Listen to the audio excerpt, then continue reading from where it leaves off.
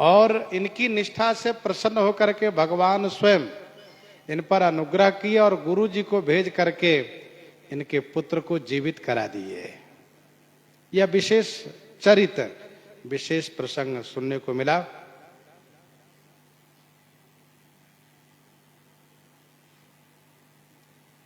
आगे की प्रस्तुति है।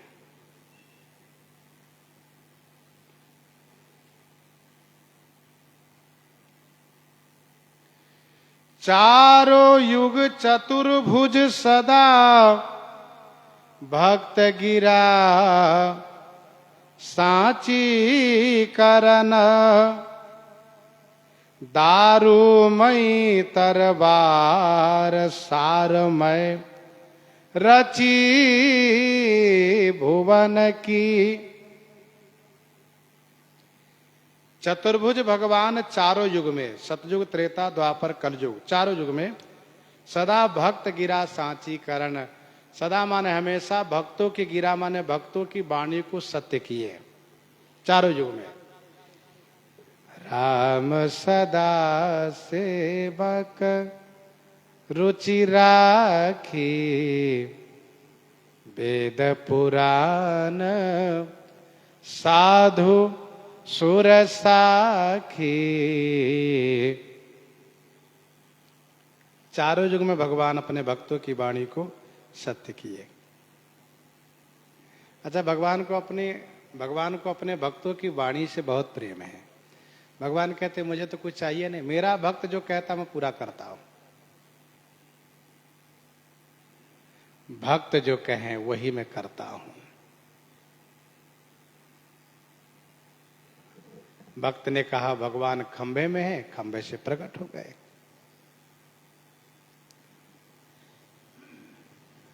तो भक्त के लिए अवतार करते हैं, अवतार लेते हैं, भक्त के लिए चरित करते हैं। उनका सारा कार्य भक्त के लिए होता है। सोई जस गाई भगत भव तरहि, कृपा सिंधु जनहित तनु धरहि। दारुमय तरबार सारमय रची भुवन की। भुवन सिंह चौहान कि दारूमय तलवार, दारूमय माने काठमय, लकड़ीमय तलवार को सारमय रची, सारमय रची माने लोहा में कर दिए।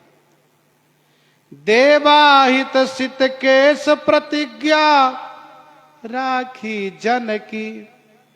देवा पंडा के वास्ते, देवा पंडा के वास्ते भगवान सचमुच अपना केश सफेद कर लिए। राजा ने कहा क्यों, भगवान के बाल सफेद हो गए? कहा हाँ, निकल गया मुख से। तो भगवान को अपने सिर के केश को सफेद करना पड़ा। प्रसंग आगे श्रवण कराया जाएगा। और प्रतिज्ञा राखी जन की, दास की प्रतिज्ञा रखी। कमधुज के कपिचारु चिता पर काष्ठ झुल्याए। कमधुज नामक भक्त ये घर परिवार से अलग होकर भजन करने लगे, वन में रहने लगे। तो एक दिन इनके भाई ने कहा वन में रहते हो, मर जाओगे तो तुम्हारे संस्कार कौन करेगा? तो इन्होंने सहज भाव से कहा जिनका चाकर हूं मैं, जिनका दास हूं, जिनका भक्त हूं, वे मेरा संस्कार करेंगे।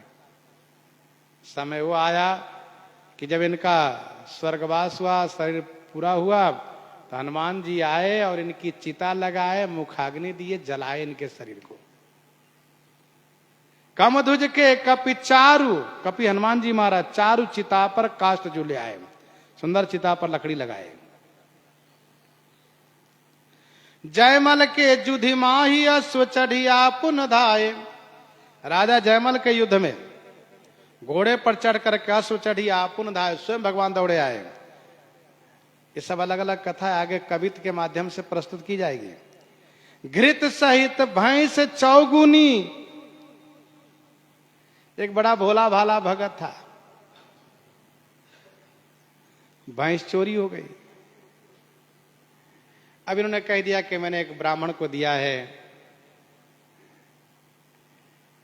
और वे घी के सहित भैंस को लौटा देंगे इतने इतने दिन के बाद। घृत सहित भैंस चौगुनी, चौगुनी घृत सहित भैंस भगवान उनको देने आए, लौटा दिए। श्रीधर संग सायक धरन, और श्रीधर भक्त के संग में धनुषधारी भगवान श्री राम जी स्वयं उसके घर तक पहुंचाने गए। ये सब छप्पे में स्वामी श्री नाभा गोस्वामी जी ने नाम संकेत किए। स्वामी प्रियादास जी आगे कहते हैं, सुनो कलिकाल बात और हैं पुराण, ख्यात भुवन चौहान जहां राणा की दुहाई है। सुनो कलिकाल बात, स्वामी प्रियादास जी कहते कलिकाल की बात सुनो, और है पुराण ख्यात, और यह कथा सब पुराणों में ख्यात माने प्रसिद्ध है। चौहान, यह क्षत्रिय की एक विशेष पदवी है चौहान, भुवन सिंह चौहान। जहां राणा की दुहाई है, जहां वे एक बड़े छत्री जो राणा साहब थे उसके राज्य में रहते थे। जहां राणा की दुहाई है, राजा राणा की दुहाई है जहां पर।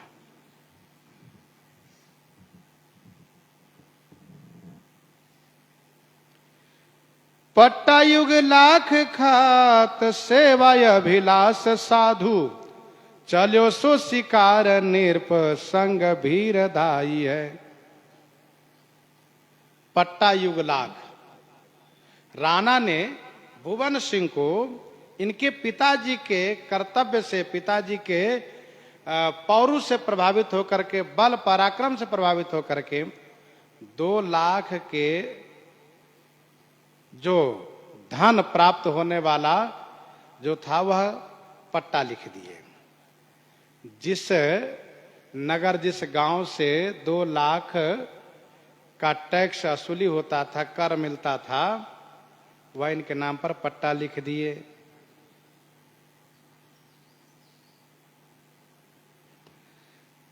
पट्टा युग लाख खात सेवाय अभिलाष साधु, साधु सेवा की इनकी बड़ी अभिलाषा थी, इनके पिताजी और इनको भी।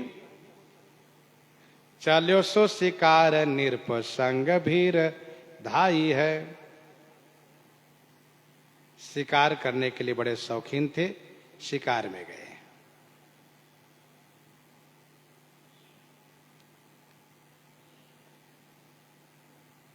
भगवान अपने भक्तों की वाणी से कितना प्रेम करते हैं। कवितावली में गोस्वामी जी ने लिखा, प्रभु साची प्रभु सत्य करी प्रहलाद, गिरा प्रगटे नर के हरि खंभ महा, झख राज ग्रस्यो गज राज कृपा, तत्काल विलंब कियो न तहाँ, सुर साखी दय राखी है, पांडु बधू पट लूटत कोटिक भूप जहां, तुलसी भजु सोच विमोचन को, जन को प्रण राम न राख्यो कहां। ये कवितावली में पद है। इनके पिताजी बड़े पराक्रमी थे।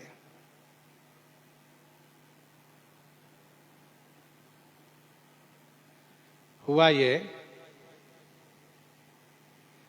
कि एक दिन राणा राज दरबार में बैठे थे कि सिंह का दहाड़ सुनाई दिया, सिंह की गर्जना, और सिंह के दहाड़ सुनकर के डर गए। तो भुवन सिंह के पिताजी को ऐसा लगा कि देखो, क्षत्रिय होकर के और सिंह के दहाड़ सुन के डर जाए, कैसा क्षत्रियत्व है। जो किसी के ललकार, किसी की दहाड़, किसी के गर्जना पर भयभीत हो जाए। गए वन में पहुंचे और पहुंच करके उस शेर को कान पकड़ करके ले आए। कान पकड़ के ला करके राज्यसभा में खड़ा कर दिए। राणा बड़ा प्रभावित हुआ, कह रहे तो ऐसा पराक्रमी है। इनका अदम्य साहस देख करके बड़े प्रभावित हुए। 5 रुपये की नौकरी थी, 5 रुपये महीना मिलता था। अब इन पर खुश होकर के 2 लाख की नौकरी मानो दे दिए।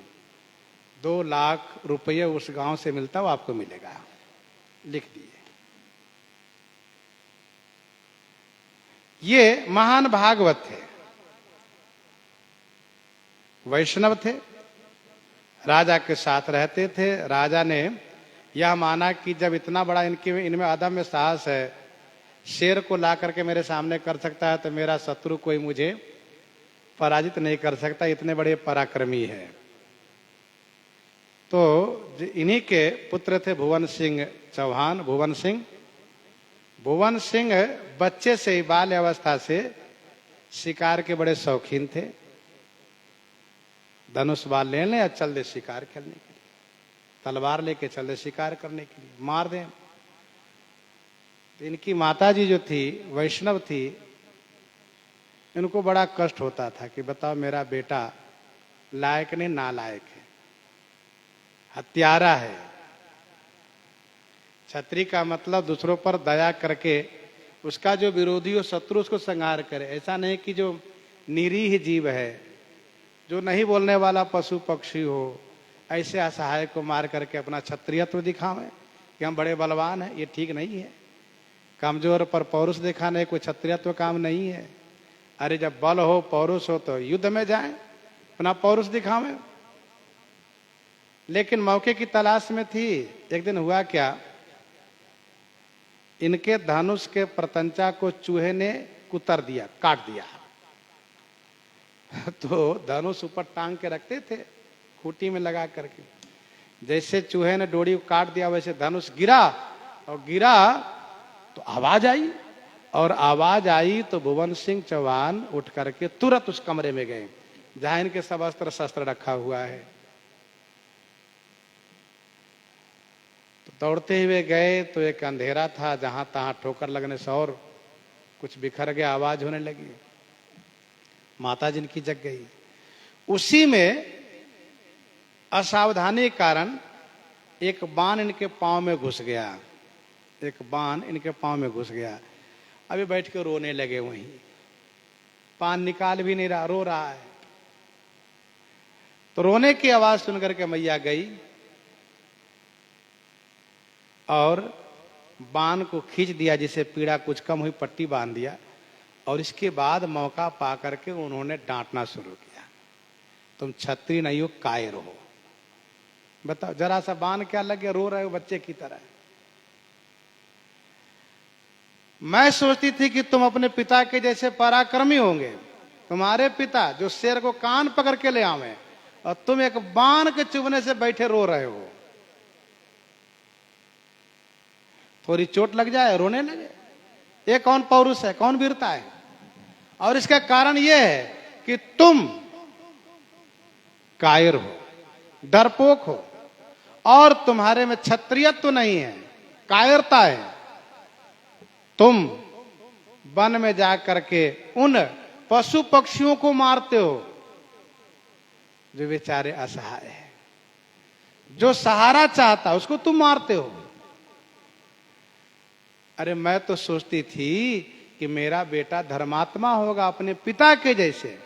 माना कि तुम्हारे पिता स्वर्गवासी हो गए, तुम पिता के पद पर वहां राजा के यहां पद भी पा गए, लेकिन तुम्हारे अंदर में क्रूरता है, दया नाम की चीज नहीं है। तुम कठोर हृदय हो, पापी हो, तुम्हारे में भक्ति नहीं है।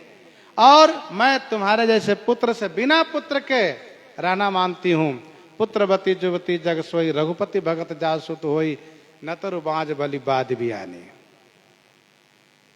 जब मां ने डांटा तब इन्होंने निर्णय लिया कि माता जी, आज के बाद मैं किसी पशु पक्षी को नहीं मारूंगा।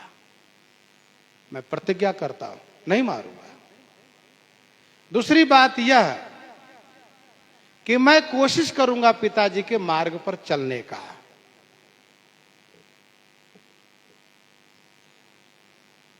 अब इसके बाद माता जी को थोड़ा संतोष हुआ। ये राजा के साथ शिकार में गए। मृगी पाछे पर करे टूक हुती, गाभी नयो आई गई दया कही, काहे को लगाई है। राजा के साथ शिकार में गए थे, वैसे मारते नहीं थे, लेकिन अचानक एक हिरन राजा के सामने आया तो ये भूल ही गए कि मैंने माता जी को वचन दिया है, मैंने प्रतिज्ञा की है कि मैं नहीं मारूंगा पशु पक्षी को। खट से तलवार निकाला, फट से मार दिया। मृगी गर्भावस्था में थी वह हिरणी, वह तुरंत मृत्यु के प्राप्त हुई, साथ साथ गर्भस्थ शिशु भी छटपटा करके मर गया। तब इनके हृदय में दया आई और सोचने लगे कि मैं तो बड़ा पापी हूं, बताओ इसने क्या बिगाड़ा था, ये तो हिरन है, कोई हिंसक पशु भी नहीं था, मैं सचमुच क्रूर हूं, मैं सचमुच दुष्ट हूं। ऐसा सोचते हुए आए मां के पास। प्रश्न उठता है कि जब इन्होंने प्रतिज्ञा की थी कि मैं हिंसा नहीं करूंगा, तो क्यों हिंसा की? तो इसका उत्तर यह है कि राजा की संगति, पहली बात, और दूसरा यह है कि तलवार अस्त्र शस्त्र जो पास में रखते उसकी संगति। भाई जो पुस्तक हाथ में रखेगा, पुस्तक पढ़ेगा, अभी नहीं पढ़ेगा, कभी पढ़ेगा, 1 घंटे 4 घंटे के बाद पढ़ेगा जरूर, जब रखा है तो। उसके बिस्तर पर पुस्तक है तो उल्टा के जरूर देखेगा, पढ़ेगा, वो संगति है। और जिसकी संगति जिस चीज की होगी वह उसको जरूर उसका प्रयोग करेगा। इस संग का प्रभाव होता है। माला है तो माला जाप करेगा, मोबाइल है तो मोबाइल चलाएगा, स्वाभाविक है। जिसके पास जो होगा उसका प्रयोग करेगा ही।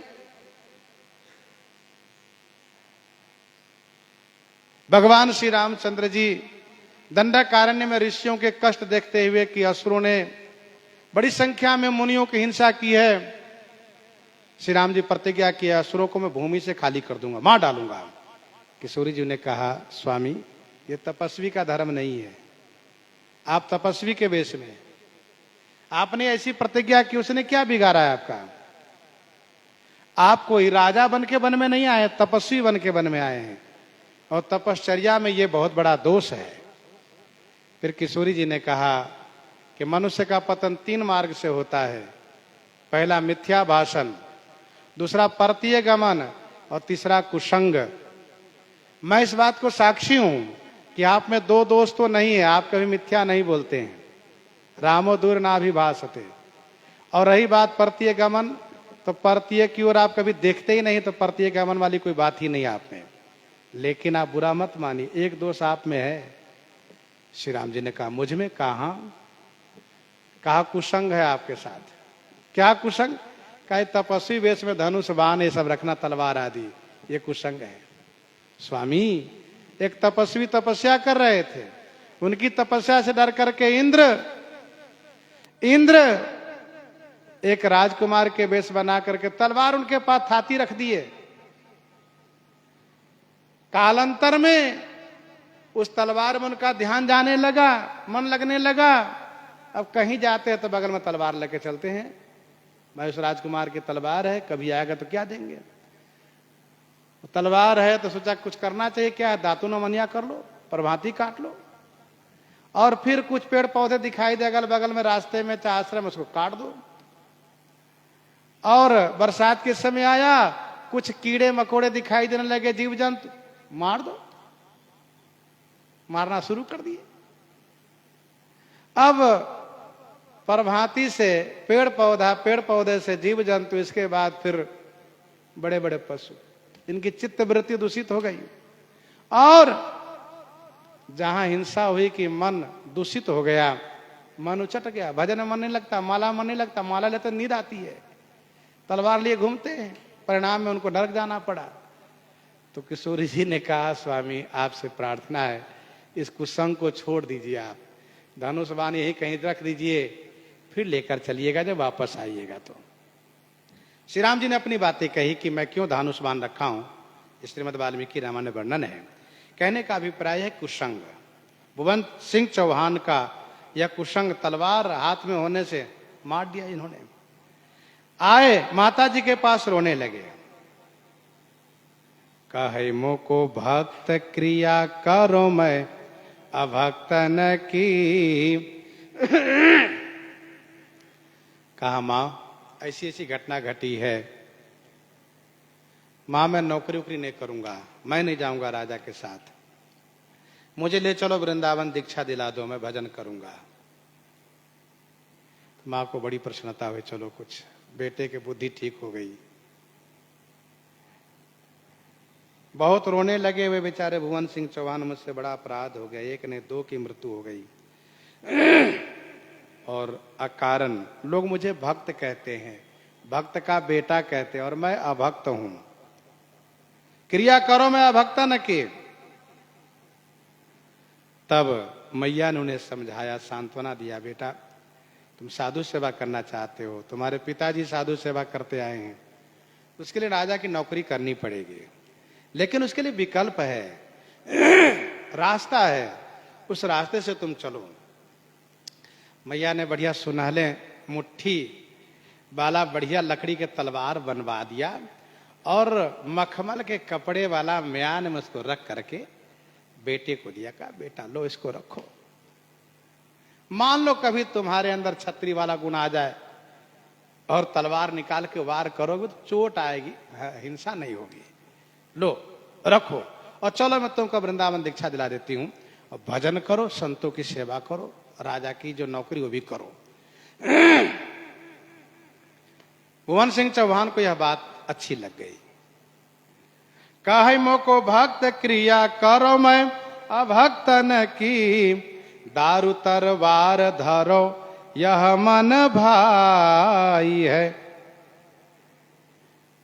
इसके मन में यह बात अच्छी लगी, मां की बात समझ में आ गई और तब से ये उसी सुनहले मुट्ठी वाला लकड़ी के तलवार मखमल कपड़े से बेष्टित म्यान में रखते हैं बड़े प्रतिभावान, बड़े ही पराक्रमी हैं और संतों की सेवा करते हैं, राजा की नौकरी करते हैं। लेकिन इनके भाई इनसे बड़ी ईर्ष्या रख करते थे और उन्होंने राजा से शिकायत किया।